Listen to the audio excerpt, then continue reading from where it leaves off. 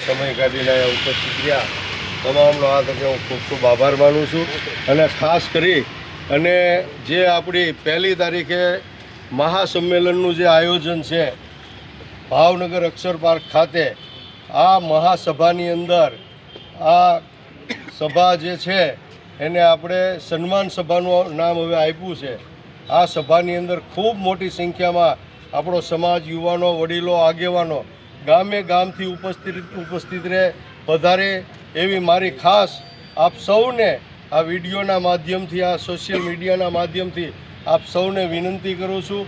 અને ખાસ કરીને કોળી સમાજની એકતા અને તાકાત જે રીતે નવનીતભાઈના કેસની અંદર જે યુવાનો, આગેવાનો, વડીલો, સામાજિક રાજકીય આગેવાનો, સંગઠનો, મંડળો તમામે એકતા બતાવી છે, એના પરિણામ સ્વરૂપે આજે પોલીસ ડિપાર્ટમેન્ટ હોય કે સરકાર હોય એને પણ ઝૂકવું પડ્યું છે અને સત્યનો વિજય થયો છે।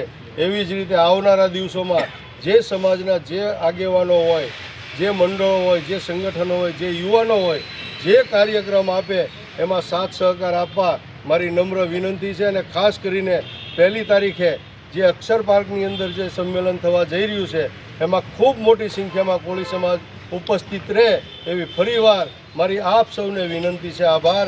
જય કોળી સમાજ, જય વીર માતા।